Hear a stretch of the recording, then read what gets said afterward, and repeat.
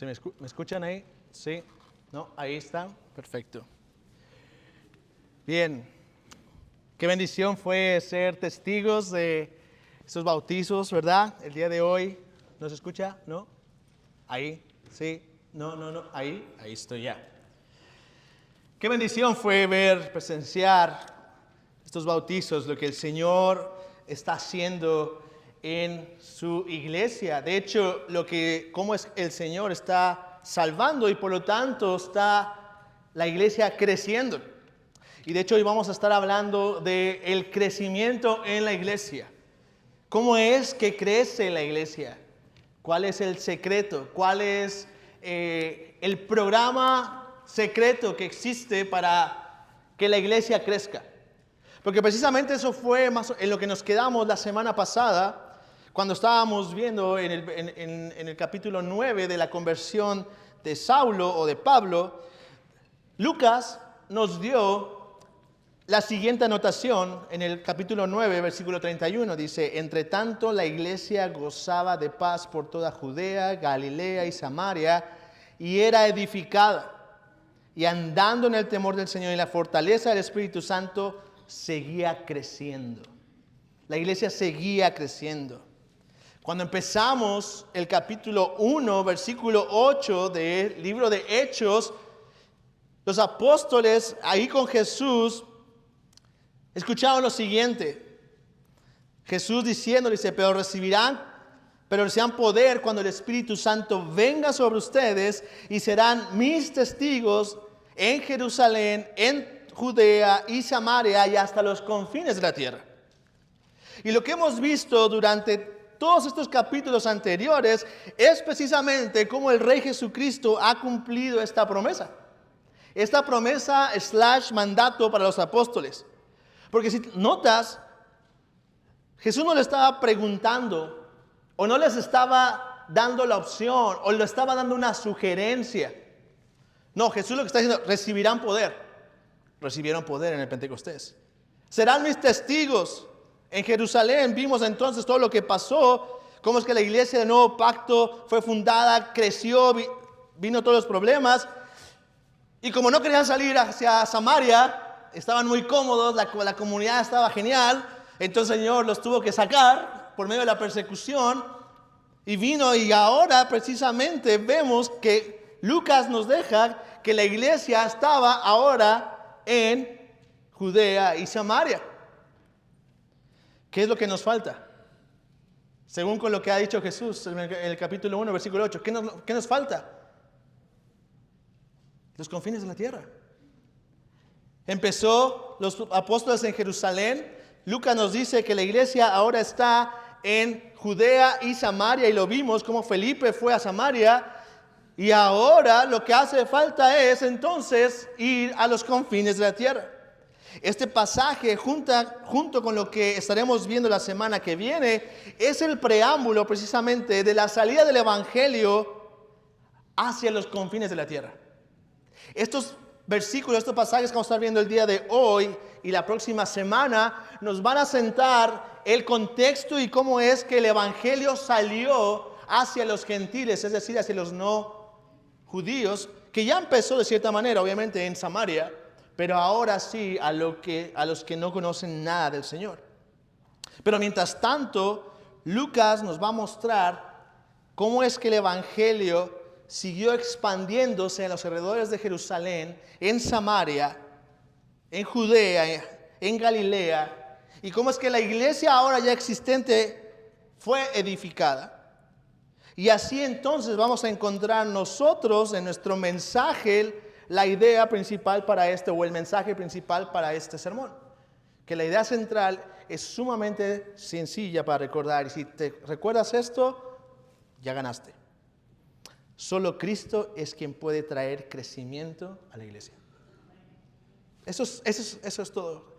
Si hoy te vas con eso, vas a aprender una verdad sumamente importante. Solo Cristo es quien puede traer crecimiento a la iglesia. Esta es una verdad fácil de decir. Es fácil, lo podemos decir rápidamente ahorita, pero vivirla es otra historia. Creerla es otra historia. Aplicarla es otra historia.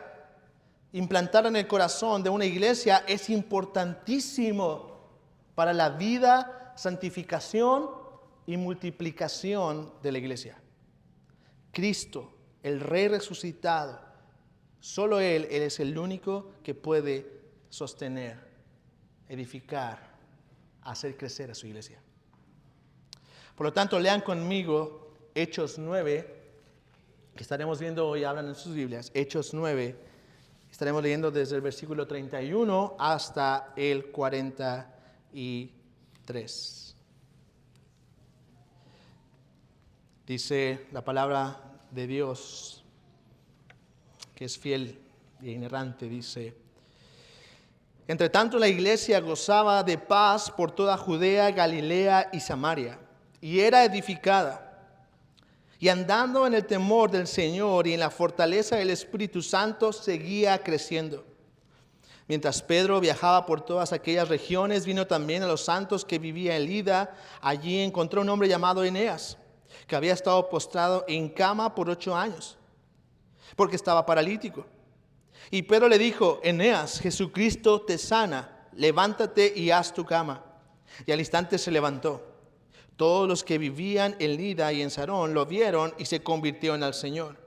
Había entonces en Jope una discípula llamada Tabita, que traducido al griego es Dorcas. Esta mujer era rica en obras buenas y de caridad que hacía continuamente. Y sucedió que en aquellos días se enfermó y murió, y lavado su cuerpo lo pusieron en un aposento alto. Como Lida estaba cerca de Jope, los discípulos, al oír que Pedro estaba allí, le enviaron 2 hombres rogándole: no tarde usted en venir a nosotros. Entonces Pedro se levantó y fue con ellos. Cuando llegó, lo llevaron al aposento alto, y todas las viudas lo rodearon llorando, mostrando todas las túnicas y ropas que Dorcas solía hacer cuando estaba con ellas. Pero Pedro, haciendo salir a todos, se arrodilló y oró, y volviéndose al cadáver dijo: Tabita, levántate. Ella abrió los ojos y al ver a Pedro se incorporó. Él le dio la mano y la levantó, y llamando a los santos y a las viudas, las presentó viva. Esto se supo en todo Jope, y muchos creyeron al Señor. Pedro se quedó en Jope muchos días con un tal Simón, que era curtidor.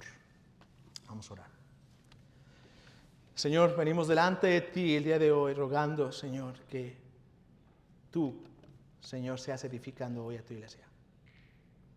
Que hoy, Señor, tú seas trayendo, Señor, convicción de que tú eres el Señor, convicción de pecado, convicción de justicia y juicio, de que tú eres el Rey resucitado, que reina, que gobierna, y que por lo tanto eres el pastor de esta iglesia y de tu iglesia en todo el mundo.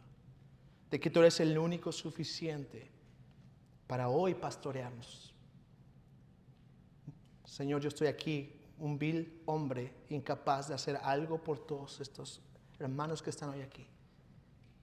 Pero tú, el Señor, la cabeza de la iglesia, hoy tú sí puedes edificarnos a través de tu palabra. Te pido, Señor, que tengas gracia y misericordia y así lo hagas el día de hoy. Te lo pido en el nombre de Cristo Jesús. Amén. Amén. Así que vamos a ver entonces el día de hoy, a través de esta narración que Lucas nos muestra, cómo es entonces que Cristo es quien edifica, sostiene y hace crecer a la iglesia. Es Cristo solamente. Es Cristo quien hace crecer a la iglesia, y es precisamente lo que dice el versículo 31. Dice: entrando a la iglesia, entre tanto la iglesia gozaba de paz. Venían de persecución, Pablo se convierte, los problemas han ido por un rato, hay paz. Judea, la iglesia está ahora en Judea, Galilea y Samaria, y la iglesia empieza a ser edificada.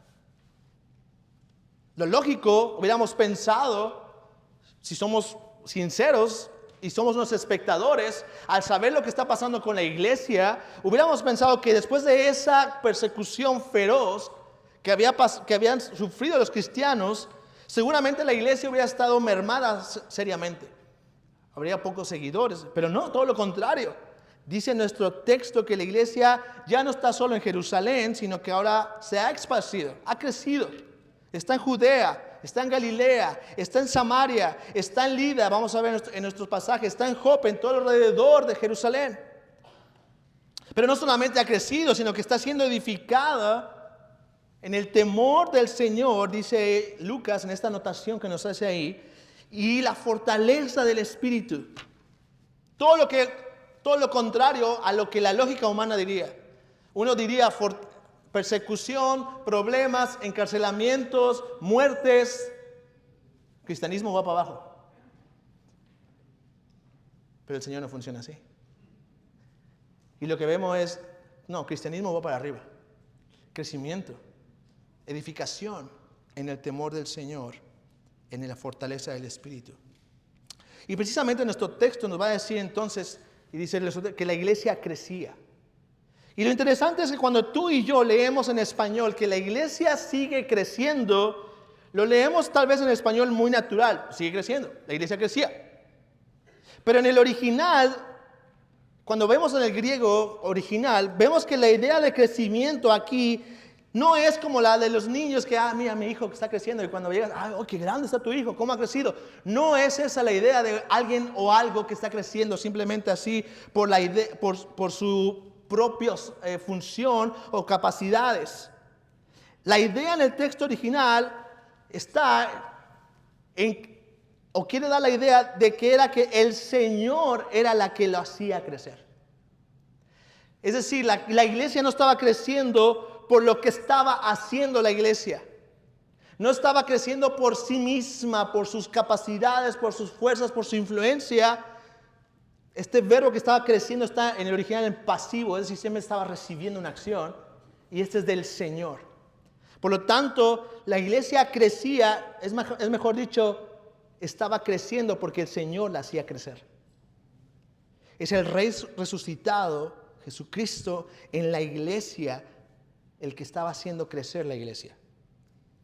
En todos los sentidos, espiritualmente, pero también numéricamente. Y Lucas nos va a explicar entonces cómo es que se ve este crecimiento. Porque Lucas nos distingue dos cosas interesantes. Dice que la iglesia seguía creciendo en toda la extensión de la palabra, eso es espiritualmente, y identifica dos cosas importantes: en el temor del Señor y en la fortaleza del Espíritu. Y también crecía en número, porque vemos que está expandiendo. Lo que vamos a ver entonces en los siguientes versículos con los casos de Eneas y Dorcas es cómo Jesucristo, el Rey resucitado, estaba haciendo crecer a su iglesia, es decir, cómo la estaba edificando y sosteniendo. Y que nos lleva entonces a nosotros a ver como iglesia dónde deben de estar puestos nuestros ojos si es que tú y yo deseamos ver crecer esta iglesia. En primer lugar, entonces vemos que Cristo es quien hace crecer la iglesia, la hace crecer espiritualmente. Solo Cristo hace crecer espiritualmente a la iglesia.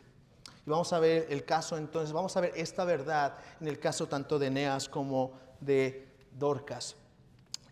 Vemos en el caso de Eneas, dice nuestro texto, que era un hombre que tenía 8 años postrado en cama. Nuestro texto dice que estaba ahí 8 años paralítico. No sabemos si era creyente o no. Algunos dicen que sí, porque Pedro estaba por fin saliendo de Jerusalén y estaba visitando las iglesias. Otros dicen, no era creyente, se lo encontró. No sabemos. Lo que sí sabemos es que este hombre paralítico, ya hace 8 años estaba ahí postrado, estaba ahí sin condición, sin esperanza, sin futuro, pero es sanado. En el otro caso, Tabita, o como dice nuestro texto, que traducido es Dorcas en griego, una mujer piadosa, seguramente rica, no solamente como dice ahí en sus obras, sino rica realmente monetariamente, porque ayudaba a las viudas, rica en buenas obras, reconocida como una discípula del Señor. Era una persona entregada a la iglesia, que vivía para la iglesia, para sus hermanos. Enferma, muere y es resucitada. 2 milagros impresionantes. Un hombre sanado después de estar paralítico, no por la terapia, no porque el seguro le pagó todo lo que... No, no, no. Porque tuvo un encuentro. Y una mujer resucitada.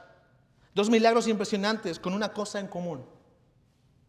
Podríamos decir que lo que tienen en común, ¿qué es? Pedro haciendo el milagro. No, no es Pedro haciendo el milagro. Es Cristo haciendo el milagro. Es Cristo sanando. Es Cristo resucitando. Es Cristo usando a Pedro como un instrumento suyo, solamente un siervo suyo para edificar a su iglesia. Pero es Cristo. Porque mira con atención, quiero que miremos con atención en el caso de Eneas. Cuando Pedro lo sana, dice en nuestro texto que él llegó y no dijo, oh, o sea, ya llegó el apóstol, ya llegó aquí el que tiene la cobertura espiritual, ya tiene aquí el que tiene el poder. No, no, no. Pedro no llega así. Pedro llega con este hombre y lo que Pedro hace, o mejor dicho, dice, es: Eneas, Jesucristo te sana, levántate. Jesucristo, no yo, no este hombre que está aquí, indigno pecador. Es Cristo quien está hoy diciéndote: levántate. Eso nos recuerda cuando Pedro ya había hecho esto en el pórtico, cuando se encontró eso: no tengo nada que darte, lo que tengo es Jesucristo, levántate. Era Jesucristo, en el nombre de Jesucristo. Pedro simplemente es un vehículo. Cristo está obrando en su iglesia, y Jesucristo, aquel que vive y reina, que está en su trono gobernando, Él está ahí obrando este milagro. Con el caso de Dorcas, muy similar. Pedro saca a todos del cuarto cuando llega, mandan a llamar a Pedro. Mira, se dan cuenta que está aquí cerca. Los discípulos de Jesús, es decir, seguidores de Jesús, que por cierto, esto es algo muy importante. Hoy tú y yo nos llamamos cristianos, porque vemos después, vamos a ver en Hechos 11 cómo se le llama por primera vez a los creyentes cristianos. Pero hermanos, desde el principio a los creyentes se les distinguía como discípulos. Eran discípulos, eran personas que se distinguían porque seguían a Cristo. Seguían, vivían como Cristo. Los discípulos mandan a buscar a Pedro, y Pedro viene, encuentra todo lo que, si has estado en algún funeral, te has dado cuenta cómo es esas situaciones. Encuentra todo lo que es, personas llorando, tristes, dolidas. Lo que hace Pedro es saca a todos, se va donde está el cuerpo de Dorcas, y lo que hace, una vez más, no es un performance de él, no es las capacidades, mira lo que aprendí en el seminario. Lo que hace es ponerse a orar. Lo que hace es ponerse a orar. Y después de orar, lo que dice es: Tabita, levántate. Tabita, levántate. ¿Te recuerda algo eso? ¿Te recuerda algo esto que está pasando? Dice, esto es un déjà vu, yo lo he leído en algún momento. Quiero que pongan atención, si pueden seguirme en su Biblia, en Marcos capítulo 5, versículo 37. Marcos capítulo 5, versículo 37. Vamos a ver a Jesús en su ministerio llegando a un lugar también, a la casa de un hombre que se llama Jairo, que le dice: ven porque mi hija está enferma. Ven porque mi hija está muriendo. Y en ese contexto, donde está pasando todo esto, dice lo siguiente, escucha.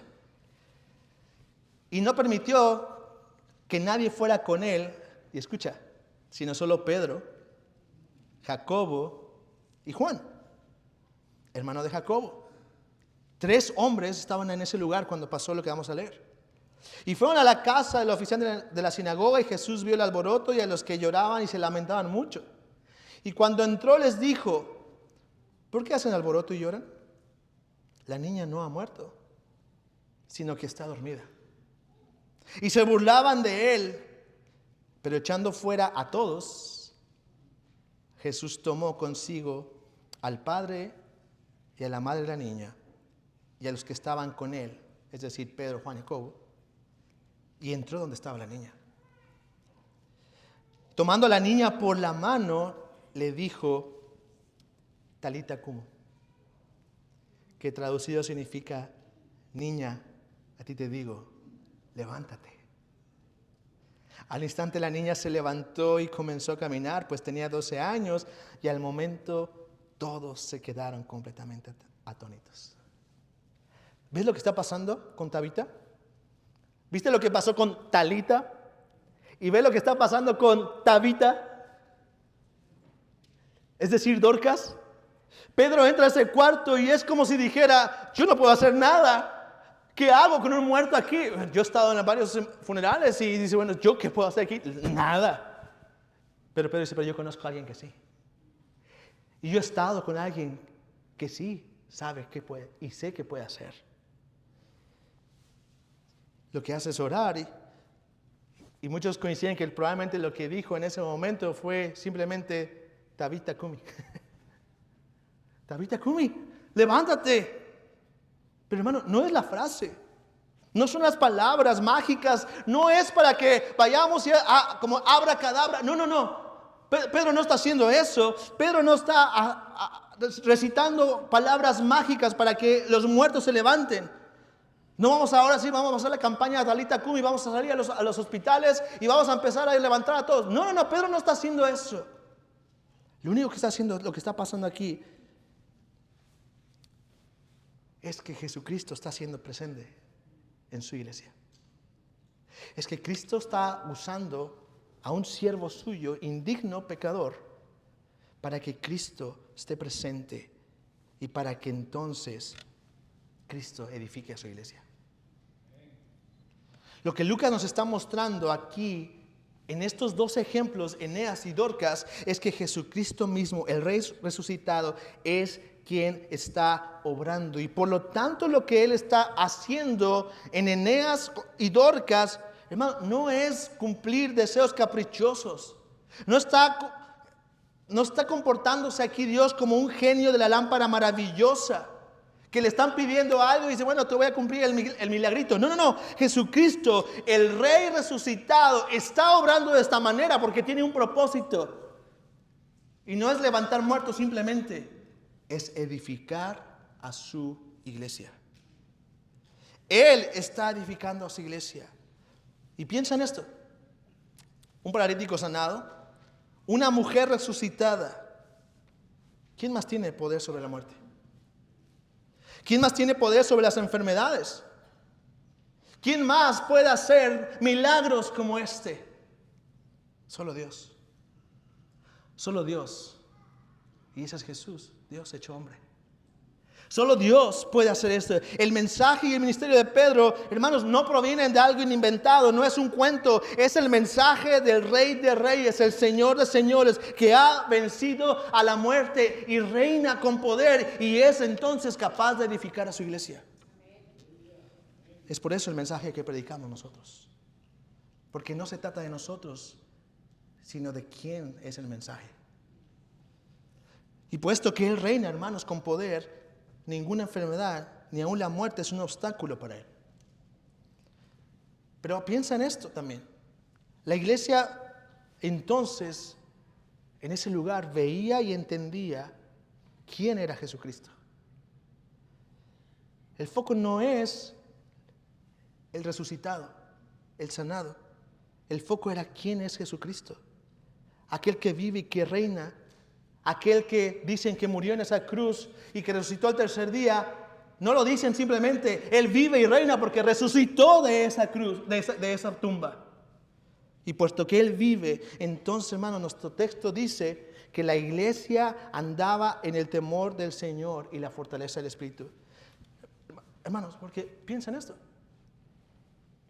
Si tú ves a un muerto resucitar, si tú entiendes ¿quién ha hecho eso? ¿Quién es el que tiene poder para hacer eso? Si tú entiendes y entiendes que estás delante del Rey de Reyes y Señor de Señores, que la muerte no puede vencer, no tienes otra opción, hermano. No tienes otra opción más que vivir en temor al Señor. Porque Él es el único que puede dar la vida y tomar la vida. Él es el único que puede crear de la nada. Él es el único que tiene poder para hacer lo que es imposible. Él es el único que merece la honra, la gloria y la adoración. Él es el único que merece ser exaltado y glorificado. La iglesia en aquel momento entendió eso. Entendió que era Él el que debía ser adorado. Entendió cuál era su poder, cuál era su grandeza, cuál era su hermosura, cuál era su gloria, cuál era su bondad, cuál era su amor, su justicia, su santidad. De tal manera que lo único que decía yo, ¿cómo puedo vivir yo ante un Dios con esto? En temor. En temor. ¿Cómo puedo vivir entonces mediante las circunstancias difíciles, ante la muerte, ante la enfermedad, ante las carencias económicas, ante la persecución? Dependiendo de este Señor, en el temor del Señor, en la fortaleza de su Espíritu. ¿A quién más voy a ir? ¿A quién más voy a ir? ¿Por qué voy a ir a otros si veo que Él tiene poder para resucitar a los muertos? Un autor dice, hablando del temor del Señor, lo siguiente: el temor al Señor no es pánico o terror, sino una actitud profunda de reverencia y respeto hacia Dios que transforma la vida espiritual. Se trata de una sensación de respeto y honor hacia Dios, reflejando la lealtad y el deber que le debemos al colocarlo en primer lugar sobre todas las cosas. Y claro, la iglesia había entendido esto. La iglesia había visto el poder, la grandeza de quién es ese Dios que transforma vidas. Y entonces caminaba en temor del Señor y en fortaleza del Espíritu. Pero entonces, hermano, para ti, para mí, la pregunta hoy es: ¿temes al Señor? ¿Tú temes al Señor? ¿Tú caminas en temor al Señor? Porque un aspecto crucial, hermano, cuando tú verdaderamente temes a Dios, cuando tú de verdad temes a Dios, nuestro temor a otras cosas comienza a disminuir. Cuando nuestros miedos entonces menores son absorbidos por el temor a Él, nuestras vidas ganan seguridad en lugar de ser debilitadas por el terror de un futuro incierto. ¿Vives en temor? ¿Entiendes ante quién estás? Hermanos, porque esa es la realidad. Todos vivimos temiendo a alguien. No creas que somos neutrales. Si no temes al Señor, no estás temiendo a alguien más o a algo más. Si no temes al Señor, estás temiendo a alguien o a algo más. Porque cuando de verdad temes a Dios, entonces, ¿por qué has de tener temor al hombre? ¿Acaso es más grande que Dios? Cuando temes a Dios, ¿por qué has de temer a la enfermedad? ¿Acaso Dios es incapaz de hacer algo? ¿Cuáles son tus temores? ¿A quién temes más? ¿En quién confías más? ¿Temes al Señor? ¿Es el Espíritu tu fortaleza? ¿Es este Rey resucitado que es capaz de levantar a los muertos, de dar vida o quitarla a aquel que temes, por el cual vives, por el cual trabajas, por el cual eres esposo, esposa, madre, hijo, miembro de la iglesia?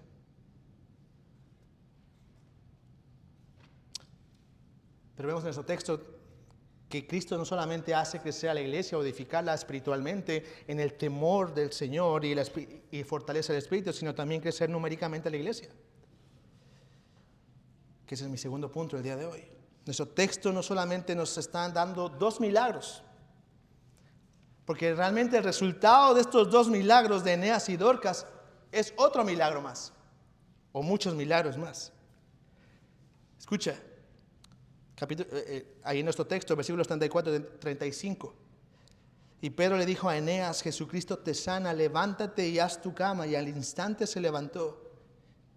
Todos los que vivían en Lida y en Sarón lo vieron y se convirtieron al Señor. Versículos 41 y 42, con Dorcas.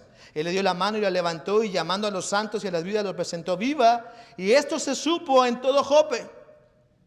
Y muchos creyeron al Señor. ¿Lo notas?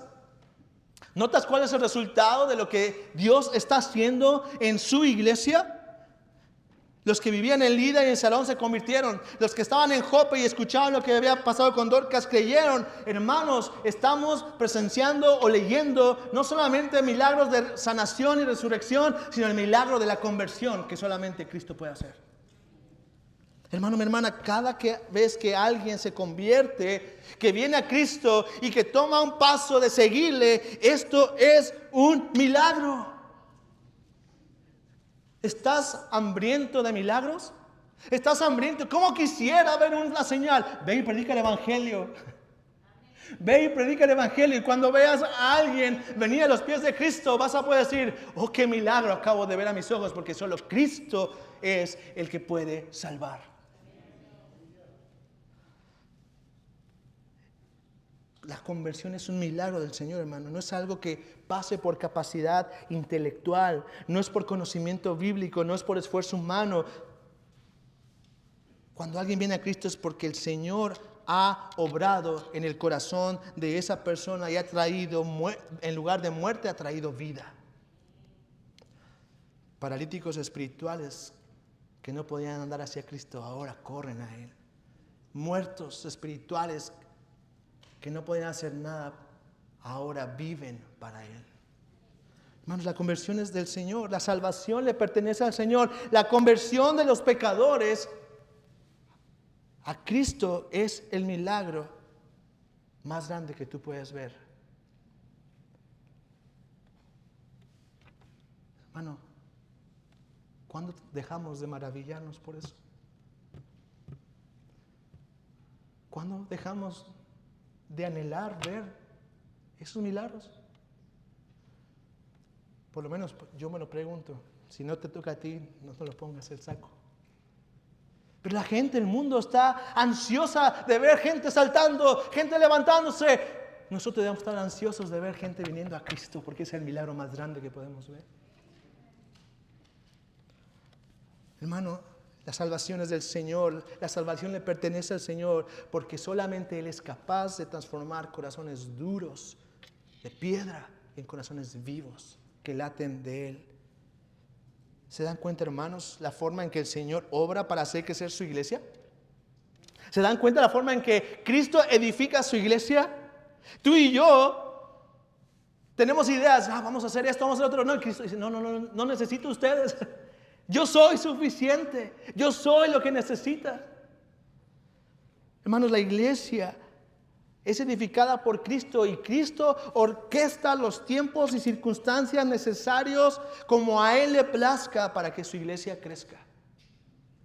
Porque Él ha prometido que Él edificará su iglesia y que las puertas del Hades no podrán contra ella.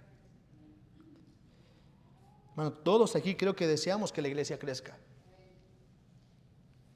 Y a veces podemos caer en el engaño de que, tal vez si tuviéramos más recursos, si tuviéramos unas instalaciones mejores, una banda mejor, luces mejores, pantallas mejores. Mis amados hermanos, no. Lo que necesita la iglesia para crecer, ya lo tenemos. Y ese es Cristo. Ese es Cristo. Pero pastor, la gente de Lida vio a Eneas levantarse, la gente de Jope vio a Dorcas resucitar. Eso es lo que nos falta. Hagamos una noche de milagros, que vengan, que salgan los paralíticos. No, mi hermano, no, mi amigo, que estás aquí buscando un milagro. Aquí está Cristo, aquel que resucitó a Dorcas, aquel que levantó a Eneas. Cristo vive, reina y es el mismo hoy y siempre, y está edificando a su iglesia. Hermanos, como todos los milagros en la Biblia, lo que vemos el día de hoy en estos milagros solamente tiene el propósito de algo: apuntar a Cristo. El milagro no es el fin, es Cristo el fin. El punto aquí es que Cristo está confirmando que Él vive, Él reina, y está confirmando el mensaje que Pedro está predicando y que tú y hoy predicamos. Por eso predicamos a Jesucristo vivo, aquel que murió y resucitó al tercer día, que venció la muerte con poder, para que todo aquel que se arrepiente y pone su fe en Él y cree en Él tenga vida eterna. Él es el único, hermano. Él es lo único. Él es el verdadero y único suficiente mensaje de salvación y la única forma en que la iglesia verdadera crece. Mi amigo que estás hoy aquí, o hermano incluso, ¿qué otro milagro necesitas ver? ¿No te es suficiente la palabra del Señor que te dice que Cristo ha resucitado a Dorcas y que ha levantado a Eneas? Si no te es suficiente esto, no importa si hoy vinieras, si se murieran todos y resucitaran todos, seguirías en tus mismos pecados. ¿Qué otro milagro quieres ver? Si hoy acabas de presenciar 6, hoy acabas de presenciar 6 milagros que pasaron en ese lugar. Y entraron esas aguas porque encontraron a Cristo, al mismo que resucitó a Dorcas, el mismo que levantó a Eneas. Se encontraron a ese Cristo. Y sus vidas vacías sin propósito, muertas en delitos y pecados, han cambiado. ¿Escuchaste? ¿Qué otro milagro quieres? Cristo está aquí y Él edifica su iglesia.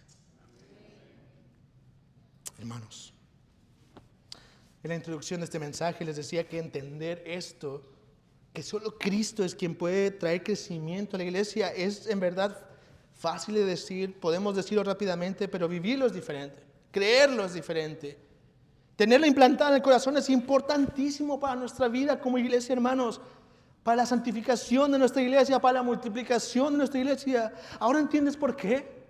Porque en las iglesias, hermanos, de Lida y de Jope, y en Judea y en Samaria, no fueron los programas, no fueron las instalaciones, no fueron los recursos económicos, no fue el pastor que tenían a Pedro, no fue el pastor, no fue que habían escrito muchos libros y muchos artículos, no fue la maestría, no fue el doctorado, fue Cristo quien edificó su iglesia, y eso es lo único que puede hacer crecer y ser la iglesia verdaderamente.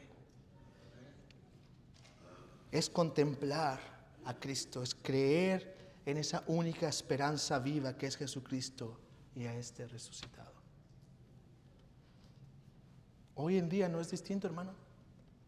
Lo mismo que edificó a la iglesia en Lida y Jope es la única forma en que esta iglesia puede ser edificada. Es la única forma en que tú puedes ser edificado. Es la única forma cuando contemplas a este Cristo resucitado, poderoso en obras, grande en majestad y en gloria, en que tú puedes crecer en temor al Señor.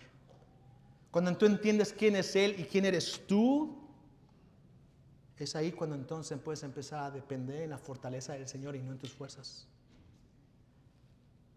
Es conocer más a tu Salvador Jesucristo. Conoce a tu Señor, aprende a deleitarte en Él, contempla su grandeza, su belleza, su gloria, su majestad, su poder, su amor, su santidad. Porque el problema es que cuando se pierde esta verdad de que solo Cristo puede traer crecimiento a la iglesia, entonces empezamos a echar mano de programas entretenidos, música mejor, instalaciones mejores, más cómodas. Vamos a poner un food pantry para que la gente venga. Vamos a poner... Y adivina cómo vas a mantener a esa gente. ¿Solamente así? Ya no le gusta la música, cambiemos por otra. Ya no hay comida, démosle más comida. Porque eso es lo que les mantiene en esta iglesia. Bueno, no en esta, en esa hipotética. Pero cuando es Cristo lo único y suficiente, quienes van a estar aquí es porque tienen lo que necesitan y ese es Cristo. ¿Deseas ver a tu iglesia crecer en el temor del Señor y en la fortaleza del Espíritu? Apunta a Cristo. Predica a Cristo y a este crucificado. Que ellos vean que tu gloria es Cristo y nada más. ¿Quieres ver a la gente de tu familia, a tus amigos, compañeros venir a Cristo? Apunta a Cristo. Predica a Cristo y a este crucificado. Que ellos vean que tu gloria es Cristo y nada más. ¿Eres un maestro de niños, adolescentes de la escuela de Biblia aquí en la iglesia? Te digo, ¿cuál es tu labor? Apunta a Cristo. Enseña a Cristo. Vive a Cristo. Muestra a Cristo. Eres un músico. La voz, sonido, media, lo que sea. Adivina qué. Apunta a Cristo. Muestra a Cristo. Enseña a Cristo. Predica a Cristo. ¿Eres miembro de esta iglesia? Guarda celosamente que Cristo y solo Cristo sea predicado, exaltado y glorificado. Y cuando yo o quien sea esté aquí, no predique nada más que a Cristo y a este es suficiente, tienes el deber y la responsabilidad de hacer algo por tu iglesia para que Cristo se mantenga en el centro. Hermanos, Cristo es lo único que puede edificar a la iglesia. Cristo es lo único que puede edificar y hacer crecer a la iglesia. Cristo es lo único que le importa a verdaderos creyentes. Lo demás puede faltar, lo demás puede mejorarse. Los programas son buenos. Por favor, no me malentiendas. No quiere decir que no vamos a tener problemas. No, sí. Todo eso es bueno, pero en su lugar. Cristo es lo único suficiente para edificar a su iglesia. Señor, sea edificándonos con su palabra, con su presencia todos los días. Vamos a orar. Mi Dios, solo tú puedes, Señor, a través de Cristo edificar tu iglesia. Ninguno de los pastores que estamos aquí, ninguno de los míos tenemos esa capacidad, solo tú. Solo tú puedes, Señor, hacer que tú crezca, que tu iglesia crezca. Que tu iglesia crezca en temor del Señor, que tu iglesia crezca en dependencia del Espíritu Santo. Que cada uno de nosotros vivamos en ese temor cada día, en todas las áreas de nuestra vida. Que tú seas, Señor, la única razón para la que vivamos. Señor, solamente tú eres el único que puede hacer crecer esta iglesia numéricamente. No hay nada, no hay